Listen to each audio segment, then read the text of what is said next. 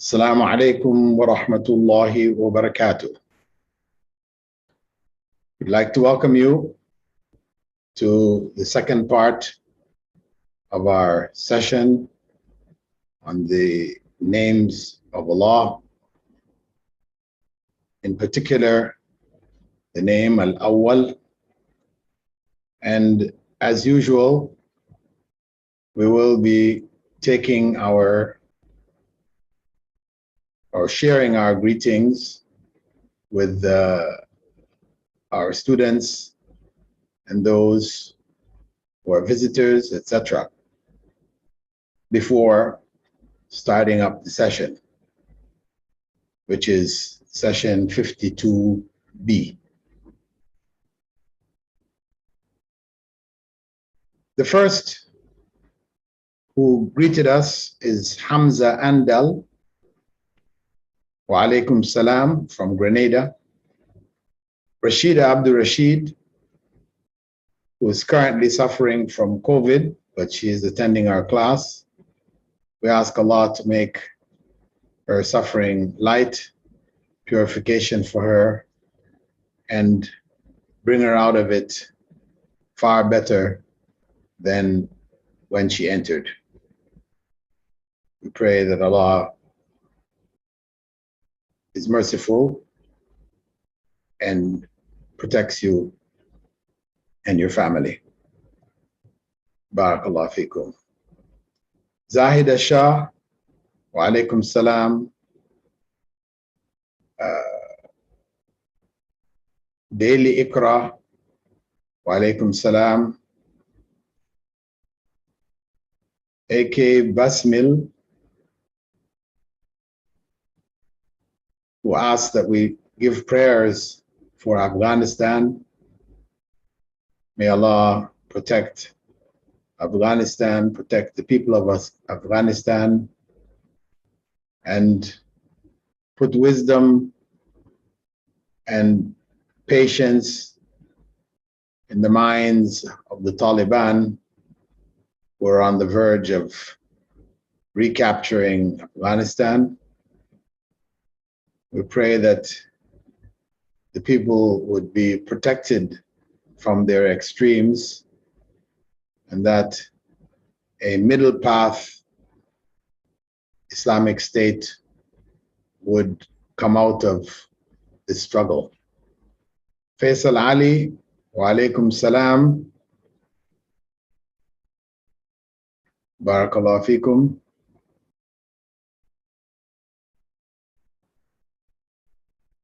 Inshallah, we'll be able to finish the book by the end of the year. Faisal expressed his eagerness to have the book in his hands. Marni Asia from Indonesia sends her greetings. Wa alaikum salam, Sister Marni. Mahmoud Mike Jaludi sends his greetings from Brookings, South Dakota. He's the first person I've heard of from South Dakota, Muslim. MashaAllah, it's nice to know there are Muslims everywhere. Praiseworthy mentions that this is a beautiful series and it brings them closer to Allah subhanahu wa ta'ala. May Allah accept your du'as and bless you and your family. Yasmin Ismail from South Africa sends salams. Wa alaikum salam. Abdurrahman from Montreal, Canada, he sends his salams. Wa alaikum salam. And Sadaf Ali sends, I think it's her salams. Wa alaikum salam. And Ghazi Anri Al-Anri, wa alaikum salam. Inzaman K from India sends his salams. Barakallahu fikum. Wa alaikum salam. And Anwar Hussein from Bangladesh sends his salams. Wa alaikum salam to you also. We'll now shift to our main session, in which we'll be looking at session 42B, al-Awwal, the beginning, name number 75, continued, part 2. With a brief reintroduction, Quranic location, al-Awwal, the divine name, is found only in one place in the Quran, in Surah Al-Hadid, verse 3. هو الأول والآخر والظاهر والباطن وهو بكل شيء عليم. He is the first and the last, the outer and the inner, and he has knowledge of all things. In terms of meaning, al-Awwal is on the pattern af'al. It comes from the triliteral root hamza, waw, lam. And awlun is its verbal noun. It has three main meanings. The first is to be the first, to be before.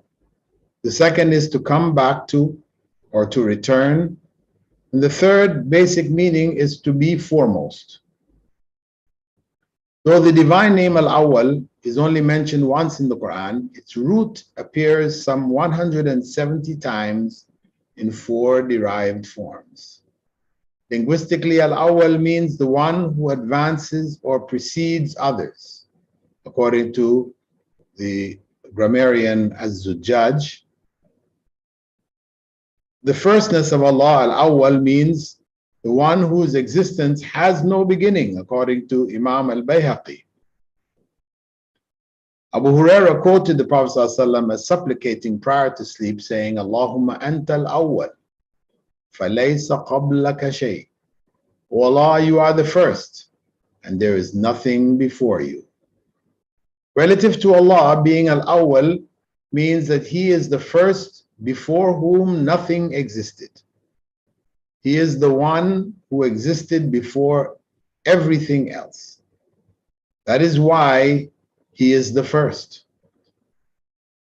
Al-Khattabi mentioned He is the one whose existence does not have a beginning. Imran ibn al-Husayn, he quoted the Prophet ﷺ as reiterating Allah's awwaliyah, or His firstness, His state of being the first, saying, كان الله وَلَمْ يَكُنْ شَيْءٌ غَيْرُهُ.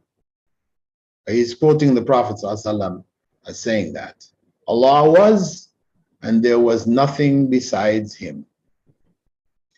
In terms of application, according to Ibn Battal's 4 principles, in the previous session, we completed part 1 of session 52, which is the name al-Awwal that we're still dealing with now.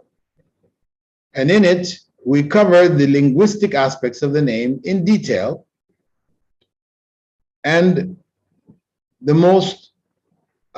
covered most of the first principle of Ibn Battal, the first of his 4 principles for adopting and applying the beautiful names of Allah, which was suggested by this Andalusian scholar from the 11th century. His full name is Imam Ali ibn Khalaf ibn Battal. He died in 1057 CE from Cordova. And he did one of the earliest commentaries on Sahih al-Bukhari, which the very famous commentary Al-Fath al-Bari depended on, took a lot of information from. In part 2 of session 52, we will complete principle 1 as well as the remaining 3 principles outlined by Ibn Battal. So principle number one, as we said, was that to adopt where applicable. And as we said in part A, the divine name al-Awwal may be adopted and applied in two basic ways. The first is to make Allah number one in our lives, and the second is to strive to be number one in our own lives. In our previous session, we focused on making Allah number one in our lives. In this session, we will continue looking at how we can make ourselves number one. We should strive to become number one in what is most important, which is none other than being number one in righteousness. We should strive our utmost to be foremost in adhering to Allah's commands and foremost in eagerness to increase our rewards. أولئك يسارعون في الخيرات وهم لها سابقون. Those are the ones who compete with Allah and with others. Those are the ones who compete with others in good things, and they will be the first to get them. Surah Al-Mu'minun 23:61. أولئك يسارعون في الخيرات وهم لها سابقون. Those are the ones, and that's what we should be among those ones who compete with others in good things. Now we are competing for everything else but what is really and truly good. And if we succeed in doing that, we will be the first to get them, to get the good that we have sought. Prayer is on time because number one is prayer. The first thing that will be asked about on the Day of Judgment is Salah. And we have to keep in mind that the way in which the deeds are asked about, when we look at the 5 pillars of Islam, we start off with the Shahadatan. After that is Salah. So after the Shahadatan, if it's acceptable that we were in fact sincere, then the first acts that were physical acts, because of course even the Shahadatan is an act, but it's a spiritual act, more so than it is physical. But the point is that Allah asks about Salah. Then He will ask about Zakah, and He will ask about fasting, and He will ask about Hajj. But the point is that how we do in each of these 5 pillars is not added all together and then divided by 5, and that gives us an overall mark. I mean, that's what we do in school, in universities, etc. We work out our marks in this way. But in this case, as the Prophet ﷺ explained to us, if we fail in the Shahadatan, but we prayed regularly, we did all the other things, we've lost out, we've failed. If we passed the Shahadatan, our declaration of faith, and we fail Salah, we failed.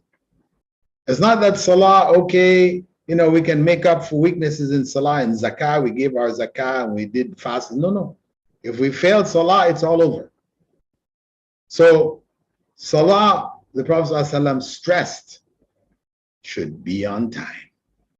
The effects of Tawheed through the divine name al-Awwal becomes particularly evident in the believer's efforts to regularly make their daily prayers in the beginning of its time.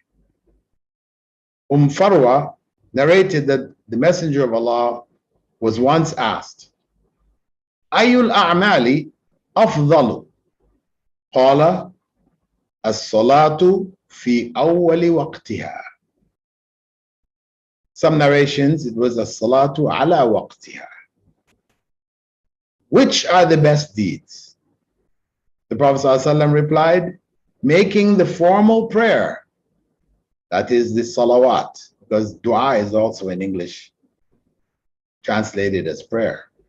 So it's making the formal prayer at the beginning of its time period, not later and later and later till we miss it and try to stick it together with the next prayer. And some people even end up praying all 5 prayers before they go to bed at night.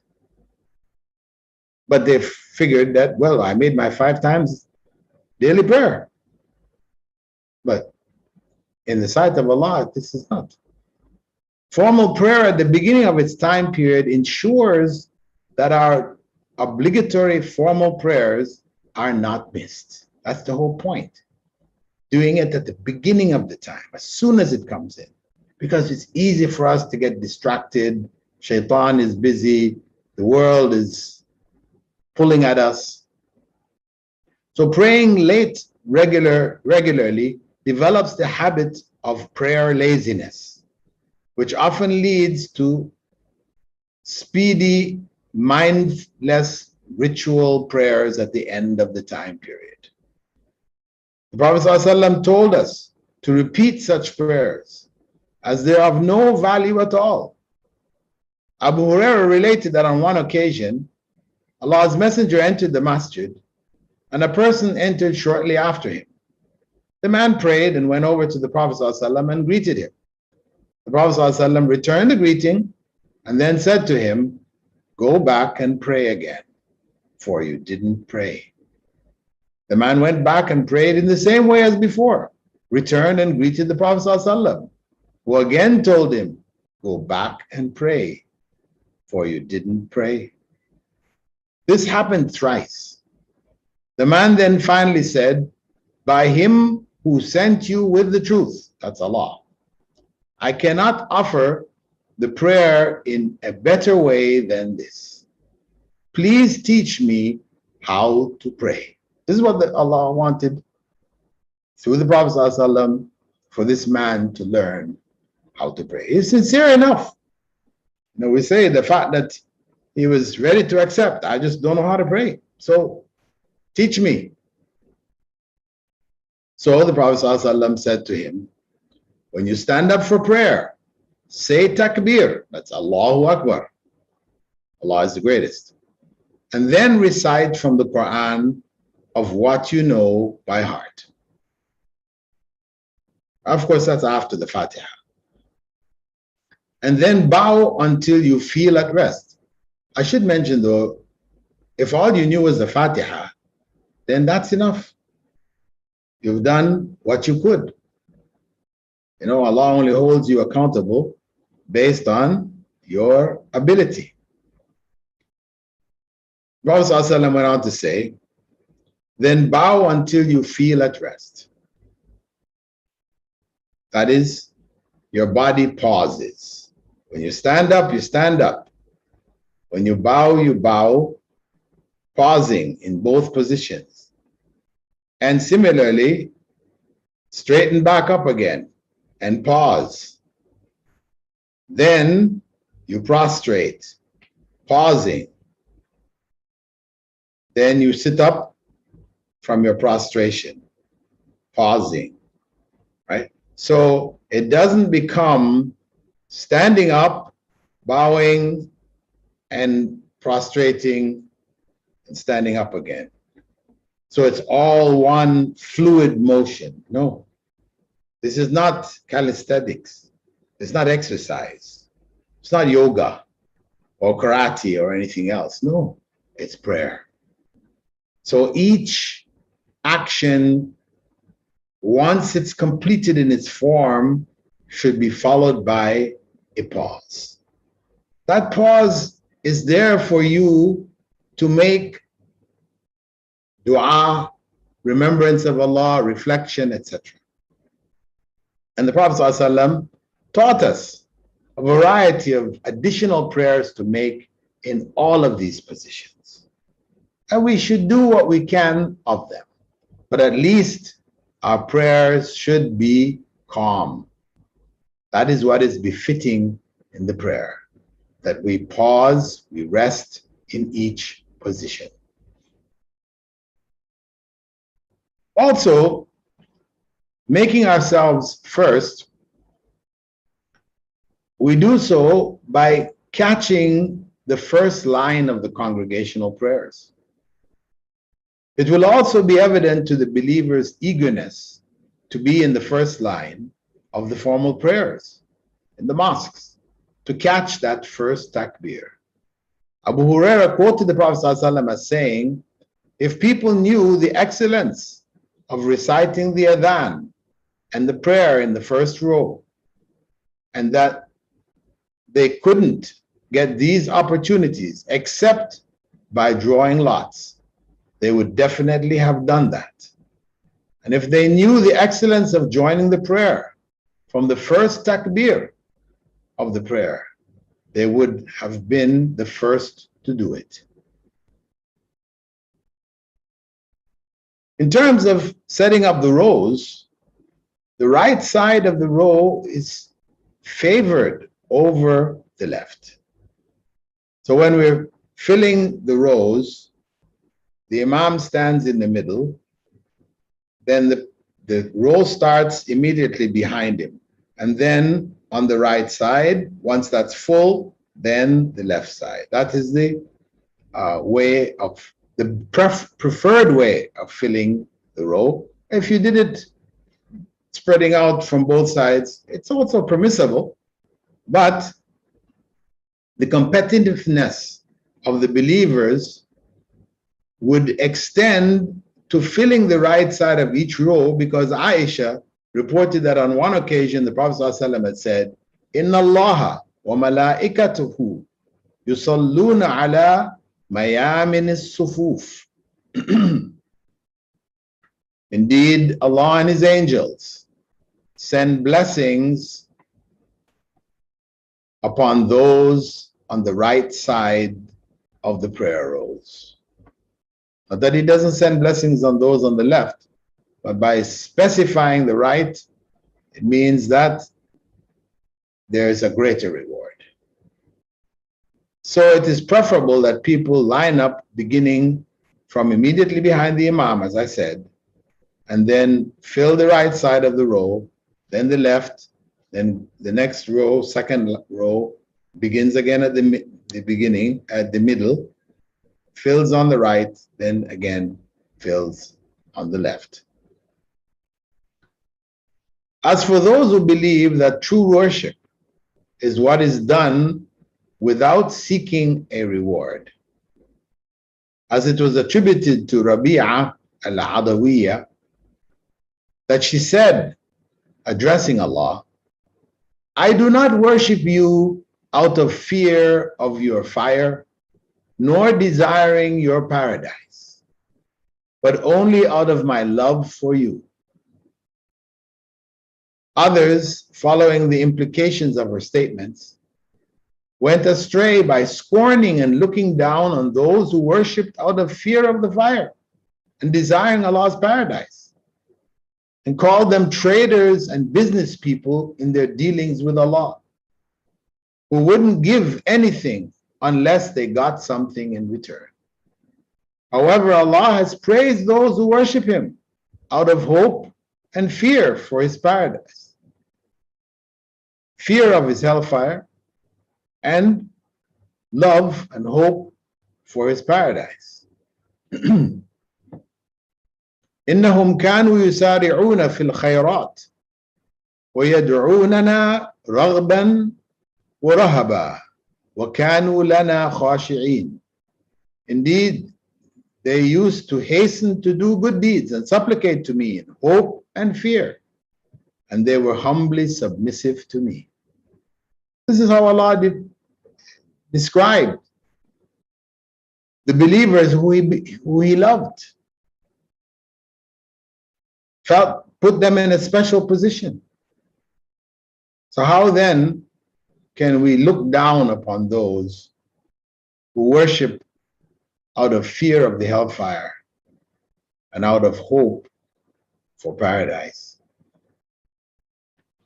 Moving on to principle number 2, to confirm we're unique and inapplicable. We're first going to look at Sufi beliefs concerning the awwaliyah of Prophet Muhammad ﷺ. According to many Sufis, Nur is the first creation of Allah, and all other things and beings were created from it.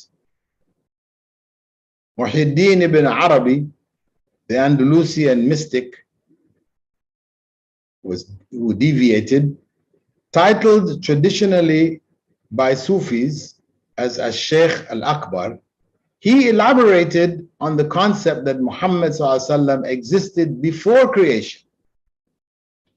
This is the doctrine of An-Nur al-Muhammadi, or the Muhammadan light. The light existed before creation, and everything was created from it. The world is a manifestation of the light, which was incarnated in Adam, the prophets, and the Aqtab, the head of the Sufi hierarchy of saints. Ibn al-Arabi wrote, "Creation began with Nur Muhammad. The Lord brought the Nur from his own heart." The Persian poet and Sufi theoretician Fariduddin Attar, from the 12th century, he wrote, "The origin of the soul is the absolute light and nothing else. That means it was the light of Muhammad, nothing else." So the belief that the Prophet ﷺ was eternal or without beginning gives him the divine characteristic of being ever living, which is shirk in Tawheed al-Asma wa Sifat. That's shirk in the unity of Allah's names and attributes. This also forms a basic part of Christian belief in Jesus being God. Christian Trinitarian theologians built on a mythical figure from Jewish scriptures called Melchizedek. In the New Testament, Paul of Tarsus, the creator of Christianity, takes the figure of Melchizedek, king of Salem, from the Torah in Genesis 14, verses 18 to 20, and gives both Melchizedek and Jesus the divine attribute of having no beginning or end. It states, verse 1, "For this Melchizedek, king of Salem, priest of the Most High God, met Abraham returning from the slaughter of the kings, and blessed him. And to him Abraham apportioned a tenth of everything. He is first, by translation of his name, King of Righteousness. Then he is also King of Salem, that is, King of Peace. He is without father or mother or genealogy, and has neither beginning of days nor end of life.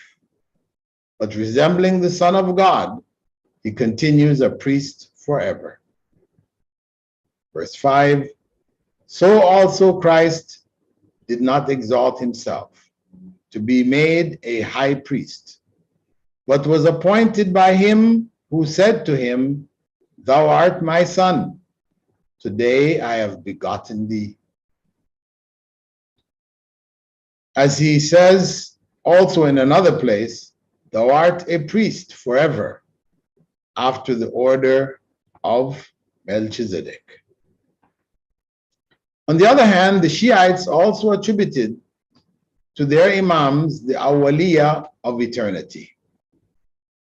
This can easily be seen in the Shiite belief regarding Ali and the Prophet's origins in Allah's light. And it ends with the claim that the world was created from the light of the Imams. Prophet Muhammad ﷺ, his daughter Fatima, and the Imams are conceived of by the Shiites in their mystical dimension as being a light from God created before the creation of the material world. This light then became the cause and instrument for all the rest of creation. The following tradition is attributed to the Prophet ﷺ in Shiite hadith, in the Shiite hadith classic, Bihar al-Anwar. Allah created Ali and me from one light before the creation of Adam. Then He split the light into two halves. Then He created all things from my light and Ali's light.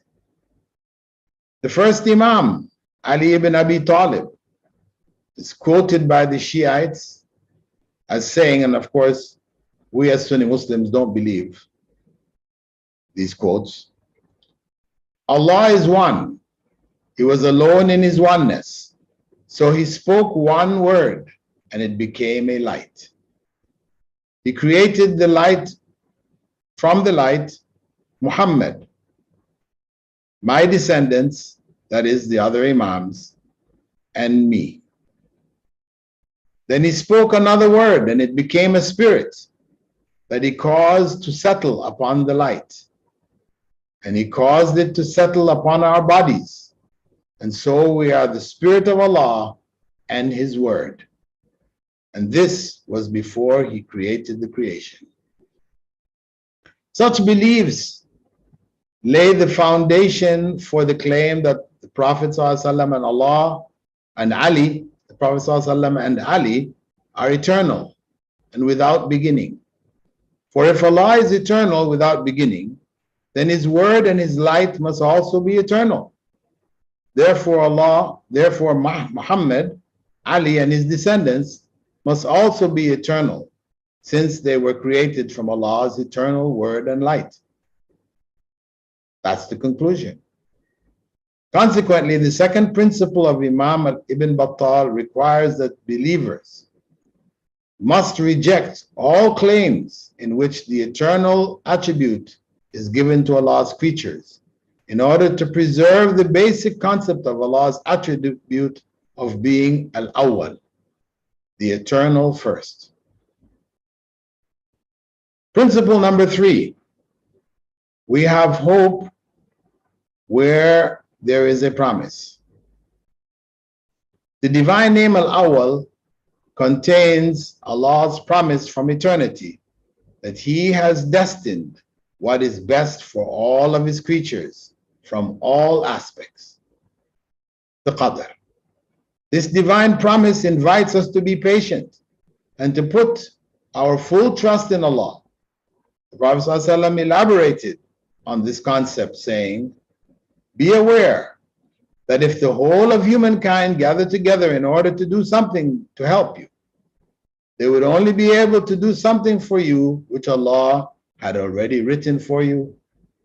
Likewise, if the whole of humankind gathered together to harm you, they would only be able to do something to harm you which Allah had already written would happen to you.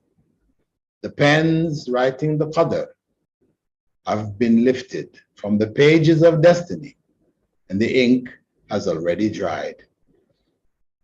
Thus, what humans conceive as good fortune and misfortune are merely events predestined by Allah as part of the tests of this life. The incidents of in our lives follow patterns set by Allah alone. Even within the good things of this life, there are severe tests of one's faith in Allah. Although most people tend to think of tests only in terms of losses, Allah warned us of the tests in gifts and blessings, saying, Ya ayyuhalladhina amanu, inna min azwajikum wa awladikum aduwwin lakum fahdharuhum. O believers, indeed your wives and children are enemies for you, so beware of them. Surah Taghabun, verse 14. Their enmity lies in the fact that in order to please them, we may end up displeasing Allah. In contrast, the way of the successful believers is that their love of Allah is always stronger. As Allah said in Surah Al-Baqarah verse 165, وَمِنَ النَّاسِ مَنْ يَتَّخِذُ مِنْ دُونِ اللَّهِ أَنْدَادًا يُحِبُّونَهُمْ كَحُبِّ اللَّهِ وَالَّذِينَ آمَنُوا أَشَدُّ حُبًّا لِلَّهِ. Yet there are among you people who take for worship others as equals to Allah, loving them as they should love Allah. But those of faith love Allah more than anyone or anything else.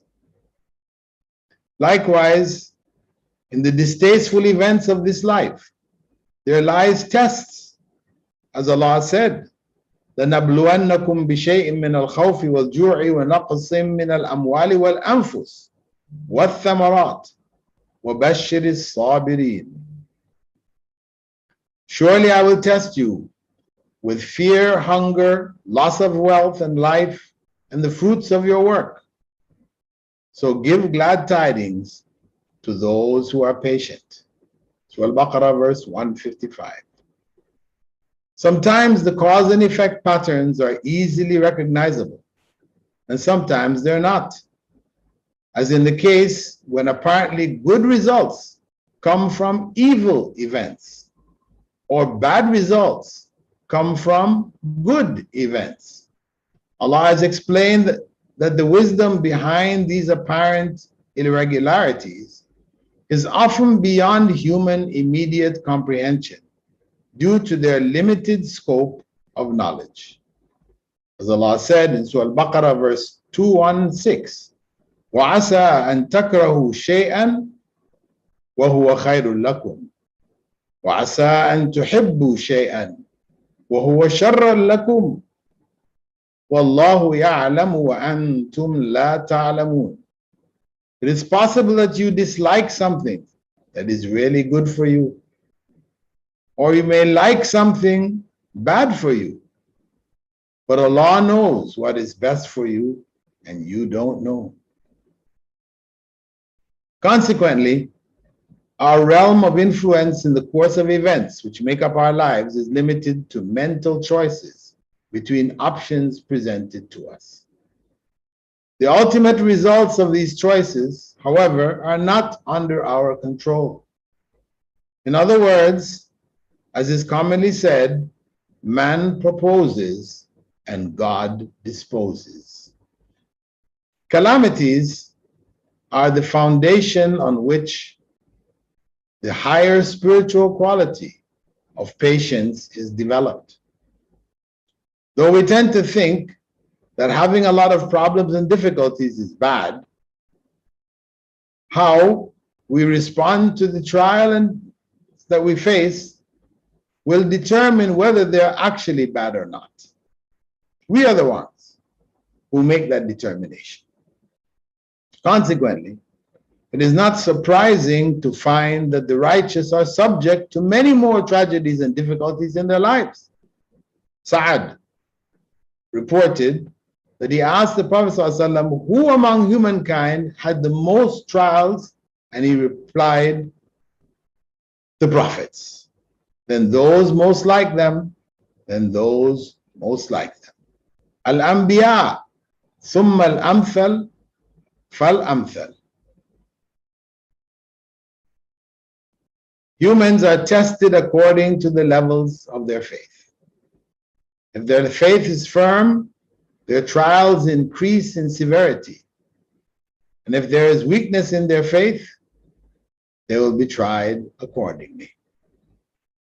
The question that remains is, how do we know whether good or bad events in our lives are tests or punishments? Our responses to the events determine whether they are truly beneficial or merely punishments. If our responses are based on patience and gratitude, then they are all beneficial. But if our responses are impatience, despair, depression, and ingratitude, then they were punishments. Those who respond to tests with impatience, despair, and depression and end up committing suicide are basically saying that God has burdened them beyond their capacity, when Allah has already said, وَلَا يُكَلِّفُ اللَّهُ نَفْسًا إِلَّا وُسْعَهَا. لَا يُكَلِّفُ اللَّهُ نَفْسًا إِلَّا وُسْعَهَا. Allah does not burden any soul more than it can bear. So Al-Baqarah verse 286. They falsely accuse the Creator of treating them unfairly, and thereby fall into a corrupt state of disbelief due to their rejection of faith. Their thoughts about God become evil, and they fall into utter despair. Life, as they often say, is so unfair that it is pointless to even go on living. Allah described them saying, وَلَا تَيْأَسُوا مِنْ رَوْحِ اللَّهِ إِنَّهُ لَا يَيْأَسُ مِنْ رَوْحِ اللَّهِ إِلَّا الْقَوْمُ الْكَافِرُونَ. And do not lose hope in the mercy of Allah, for no one loses hope in Allah's mercy except those with no faith. Consequently, Allah has informed humankind that the punishment for those who harbor evil thoughts about Him is the eternal torment in hell. Allah said that He may punish the hypocrites, men and women, and the idolaters, men and women, who harbor evil thoughts about Allah. وَيُعَذِّبَ الْمُنَافِقِينَ وَالْمُنَافِقَاتِ وَالْمُشْرِكِينَ وَالْمُشْرِكَاتِ الظَّانِّينَ بِاللَّهِ ظَنَّ السَّوْءِ. An evil torment will encompass them, for Allah is angry with them and curses them, and He has prepared hell for them, an evil end. The divine name al-Awwal reminds the believers of Allah's many promises from eternity, the greatest of which is paradise. Furthermore, He has supported us, helped us, and provided us with innumerable ways to get there. He has shown us, through the prophets and the righteous, etc., a variety of different ways. It's not just one way. But in the end, the different ways share common characteristics. Allah al-Awwal's divine promises of justice and mercy from infinity fill the believers with sufficient hope and confidence for them to patiently face the difficulties of this life. Consequently, hope in the mercy of Allah is an essential part of faith. Those who believe in Allah and patiently strive to do what is right have the right to hope for His mercy, for He has promised to help and support those who are patient. Ya ayyuhalladhina amanu ista'inu bis-sabri was-salah inna Allaha ma'as sabirin. O believers, seek help in patience and prayer. Truly Allah is with those who are patient. So Al-Baqarah verse 153. Hope for Allah's mercy and blessings can only be realistically entertained when patience is realized in our lives. Patience can only be achieved by hard psychological and emotional work. Nonetheless, it is attainable by any and everyone who makes the required effort. Alhamdulillah, the Prophet ﷺ gave us the best methodology to do so. It is the practice makes perfect model, which he left behind for us based on his patience acquisition strategy.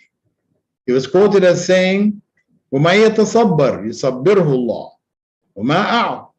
وَمَا أُعْطِيَ أَحَدٌ عَطَاءً خَيْرًا وَأَوْسَعَ مِنَ الصَّبْرِ. Whoever pretends to be patient, Allah will grant him or her patience. And no one has been given a greater gift and more comprehensive than patience. No matter what our temperament may be, Everyone can practice developing patience using this method. We can all pretend to be forbearing to the outside world, even if we have no patience on the inside.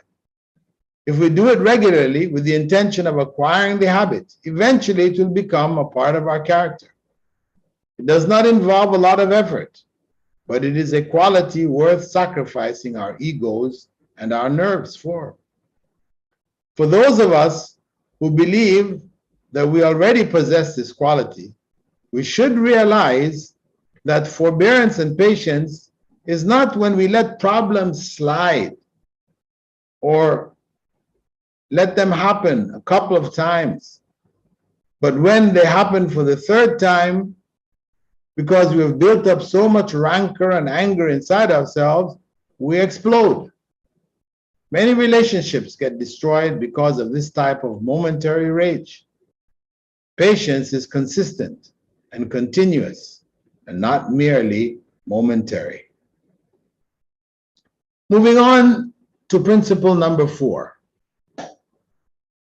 Having fear where there is a warning. Now, the divine name al-Awwal does not contain any direct warnings. However, the consequence of not making Allah the first one on whom we depend is shirk. It's the grave consequence, the only unforgivable sin. If paradise is our goal, then it should be our main focus. That is, everything we do should somehow be related to getting us to our goal. Otherwise, if we are unfocused or focused on the wrong goals, we will live miserable lives, madly chasing the pomp and glitter of this material life. Zayd ibn Thabit quoted the Prophet ﷺ as saying, "Man kanat ad-dunya hamma, farraqa Allahu alayhi amra, wa ja'ala faqrahu bayna aynayhi, wa lam ya'tihi min ad-dunya illa ma kutiba lah." Whoever is focused only on this world, Allah will scatter his affairs and make him fear poverty constantly, and he will not get anything from this world except what was already decreed for him. وَمَنْ كَانَتِ الْآخِرَةُ نِيَّتَهُ جَمَعَ اللَّهُ لَهُ أَمْرَهُ وَجَعَلَ غِنَاهُ فِي قَلْبِهِ وَأَتَتْهُ الدُّنْيَا وَهِيَ رَاغِمَةٌ. But whoever is focused on the hereafter, Allah will gather his or her affairs for them and make their hearts contented, and worldly gains will be forced to come to them. From the most ancient times, people have falsely claimed access to hidden knowledge, which guarantees success in this world and protection from failure and harm. We all want to find that right path where we're not harmed from anything, and whatever we do is beneficial, we gain from it. So there have always been people claiming that they could provide a way by which they would guarantee success and protect you from failure. The ignorant, innocent masses of humankind have flocked around those people, paying them huge sums to gain bits and pieces of this vital misinformation. Some of the methods contrived for averting misfortune became commonly accepted in different regions. And from it, a thriving business out of making and selling good luck charms became widespread virtually everywhere and in most societies around the world. For example, it was a common practice among the Arabs in the time of Prophet Muhammad ﷺ to wear arm bracelets, bangles, beaded necklaces, shells, etc., as charms to avert evil and bring good fortune. Talismans and amulets can also be found in all regions of the earth, in a variety of different forms. However, faith in charms and amulets, as well as talismans, contradicts true belief in Allah and Allah's rububiyyah, His Lordship, by attributing to created objects the power to avert evil and bring good fortune. It also contradicts Allah's divine attribute of awwaliyah, contained in the divinely commanded writing of the universal qadr, prior to creation of everything. Islam opposed all the manifestations of such beliefs that appeared in Arabia during the time of the last Prophet, ﷺ, in order to establish a pure, untainted foundation on the basis of which similar beliefs and practices would also be condemned and prohibited whenever and wherever they would appear.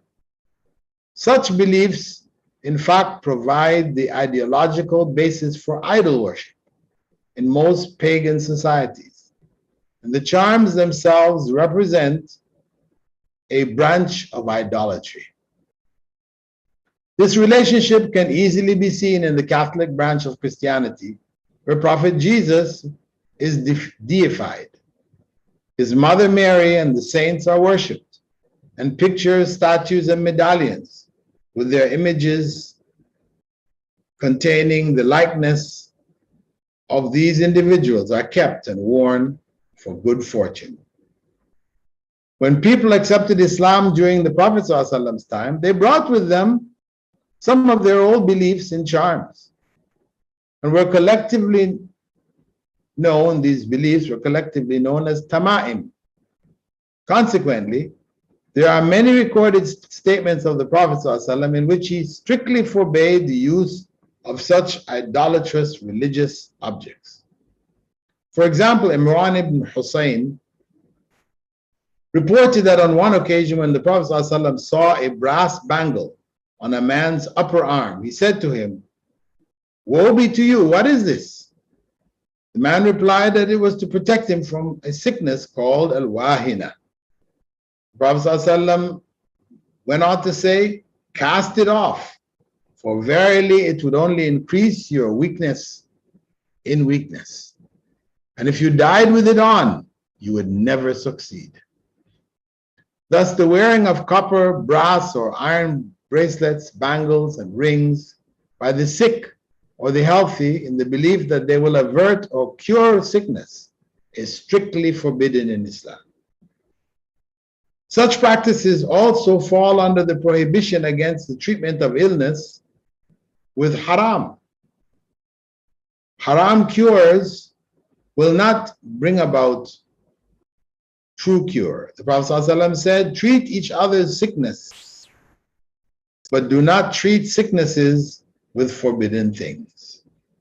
Abu Waqid al-Laythi also reported that when Allah's Messenger set out for Hunayn, Hunayn is the location of the last major battle between the Prophet ﷺ and the Arabian pagan tribes, which took place in the 10th year of the Hijrah.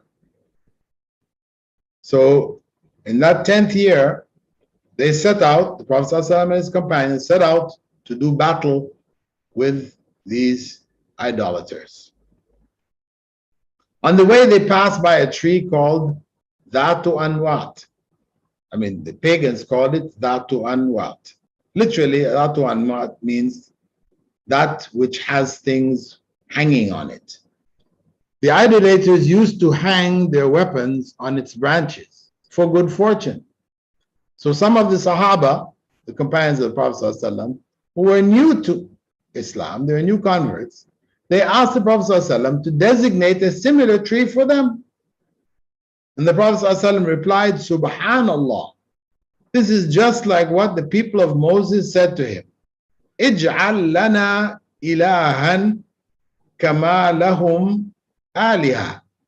Make a God for us just like their gods." Surah Al-A'raf, verse 138.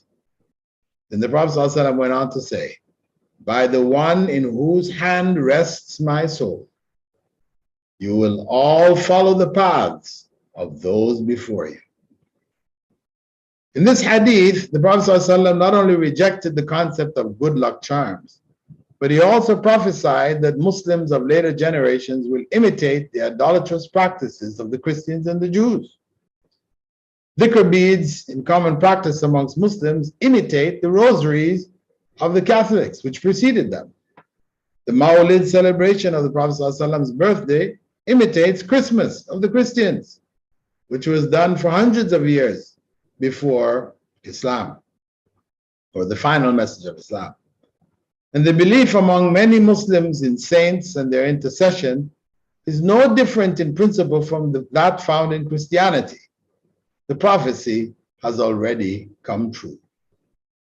The Prophet ﷺ further emphasized the seriousness of wearing amulets by evoking Allah's curse on those who do so. Uqba ibn Amir quoted the Prophet ﷺ as saying on one occasion, "May Allah cause failure and unrest to whoever wears a talisman or puts it on others." The Prophet ﷺ's companions strictly followed his command, and especially in regard to the charms and amulets. Consequently, there are many recorded statements in which they openly oppose such practices in the society, as well as among their families whenever they appeared. Urwa reported that when the notable companion of the Prophet ﷺ, Hudhayfa, once visited a sick man and saw a bracelet on the man's upper arm, he pulled it off and broke it. Hudhayfa then recited the verse, وَمَا يُؤْمِنُ أَكْثَرُهُمْ بِاللَّهِ إِلَّا وَهُمْ مُشْرِكُونَ. Most of those who believe in Allah commit shirk. Surah Yusuf, verse 106.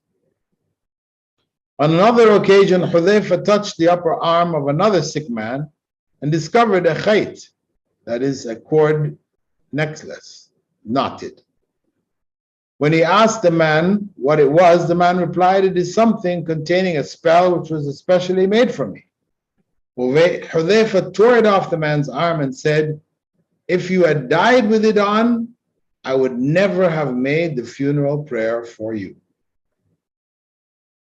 Zainab, the wife of the famous companion Abdullah ibn Mas'ud, she reported that on one occasion when Ibn Mas'ud saw a knotted cord necklace around her neck and asked her what it was for, she replied, "It is a cord on which a spell has been cast to cure me."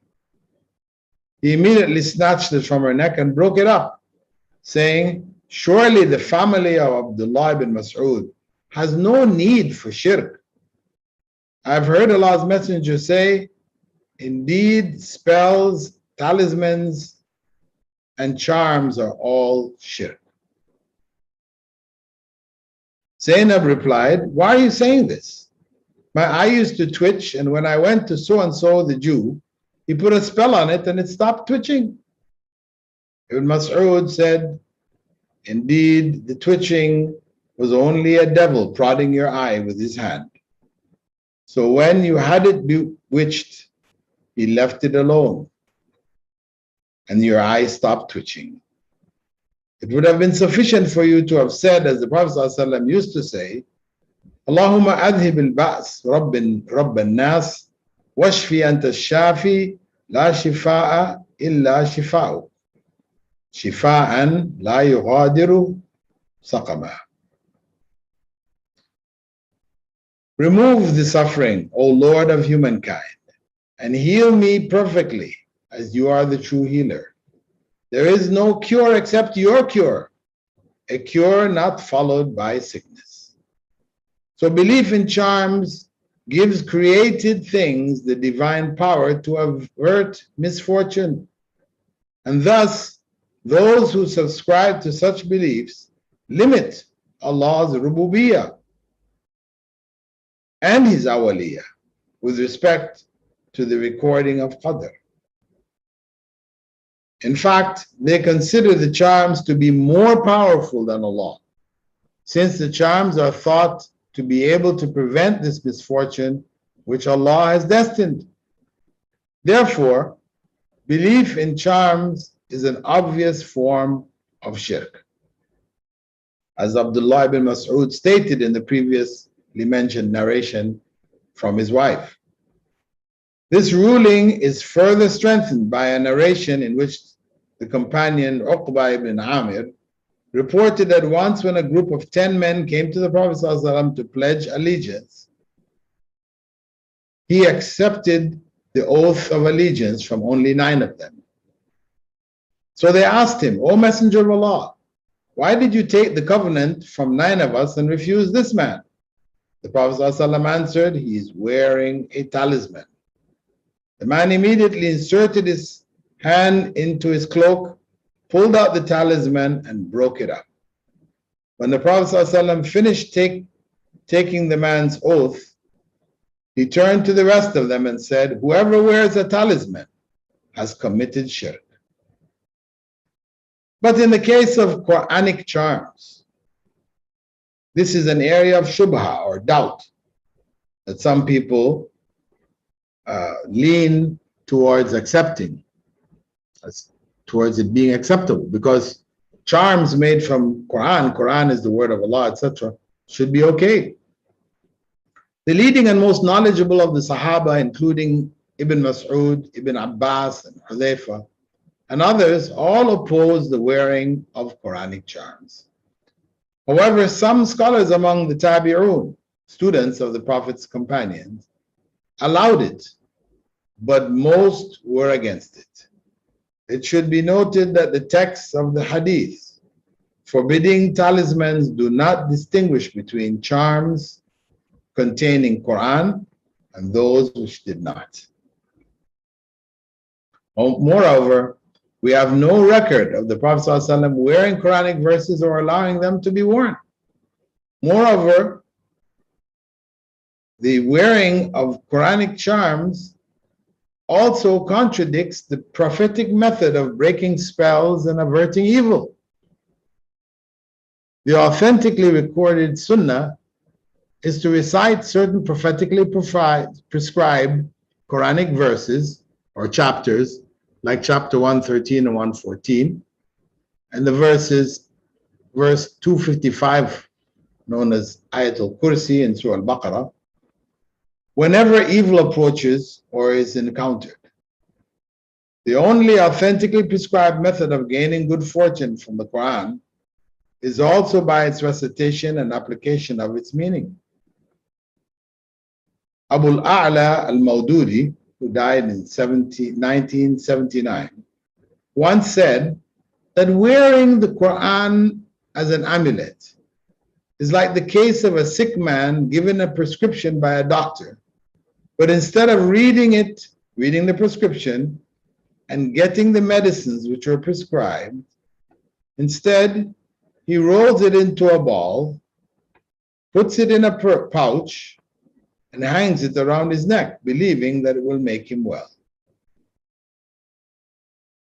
The practice of producing miniature Qurans so small as to be unreadable with the naked eye, for the purpose of wearing them in lockets, invites to shirk. Similarly, ornaments with Ayatul Kursi written in minute, virtually unreadable lettering and worn as pendants also encourages shirk. One who wears such pendants merely for decoration does not commit shirk, but most who wear them do. They do it to protect them from evil. And as such, they fall into an aspect of shirk in the fundamental Islamic principle of Tawheed. Muslims have to be careful in avoiding using the Quran as a good luck charm, as it has become a norm among many of us today. Whether it is by hanging it in our cars or on keychains, bracelets, and necklaces, the way non-Muslims use their various amulets and talismans, all these various ways ultimately open the door to shirk. Thus, a conscious effort has to be made to purify one's belief of all that would detract from the pure Islamic concept of Tawheed. and Allah's attribute of being al-Awwal, the awwaliyatness of Allah. Calling on Allah using the divine name. We're closing the chapter now. Suhail reported that Abu Salih used to instruct them, saying, when any one of you intends to go to sleep, he should lie on his bed on his right side and then say, Allahumma Rabb al-samawati wa Rabb al-ard wa Rabb al-arsh al-azim Rabbana wa Rabb kulli shay'in faliq al-habbi wal-nawa wa munazzil al-tawrati wal-injil wal-furqan أعوذ بك من شر كل شيء أنت آخذ بناصيته اللهم أنت الأول فليس قبلك شيء وأنت الآخر فليس بعدك شيء وأنت الظاهر وليس فوقك شيء وأنت الباطن وليس دونك شيء اقضي عنا الدين وَأَغْنِنَا مِنَ الْفَقْرِ. O Allah, Lord of the heavens and the earth, and Lord of the magnificent throne, our Lord and Lord of everything, splitter of the grains of corn and the date stones, revealer of the Torah and the Injil and the Criterion, the Quran. I seek refuge in you from the evil of everything you have complete control over. The term that he actually used was everything that you seize by its forelock. That's the hair at the beginning of the head, that you may lead something with. So it means what Allah has control over. And of course, it's everything. O Allah, you are the first and there was nothing before you. You are the last and there was nothing after you. You are the evident and there's nothing above you. And you are the innermost and there's nothing between you and anything. Remove our burden of debt from us and relieve us from want. O Allah, Ya Awwal, we know that you are the one without beginning or end. Guide us to put you first before everything by loving you more than anything, and guide us to seek your pleasure first and foremost before everything in our belief and our deeds. Ya Awwal, help us to give priority to our prayers and adorn us with love and closeness to your book, and make us among the sabiqun, the front runners. Ya Allah, grant us the reality of belief in Qadr, that everything is already written with Allah, al-Awwal, for no charms or omens can bring us good luck or protect us from bad luck. Assist us to put our trust completely in you. Ya Awwal, Ya Allah. Ameen. Assalamu alaikum wa rahmatullahi wa barakatuh. With that, we come to the end of our second part of our session, shifting now to the last portion, which is that of our Q&A. And in our questions, inshallah, we'll try to answer them in the few minutes remaining. Sadaf asks, I am a student at IOU. May Allah reward you for your efforts. Why no one shares the correct answers to the test questions? And some questions are very confusing. If you can do something. Inshallah, I will pass your complaints on. And this is not the first time we've heard these complaints. We've tried to modify, improve, etc. our questioning system, because we're using multiple choice. The confusing nature of the multiple choice question is the nature of multiple choice questions in general.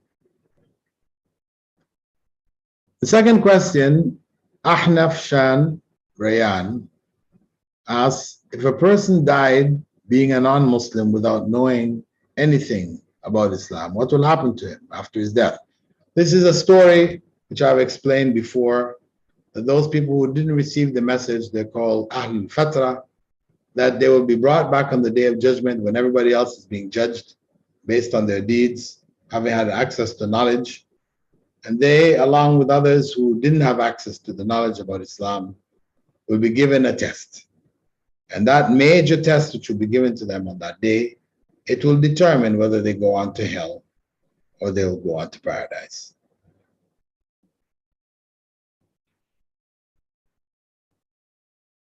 From Instagram, we don't really have too much time, but go ahead. Is Taliban good or bad?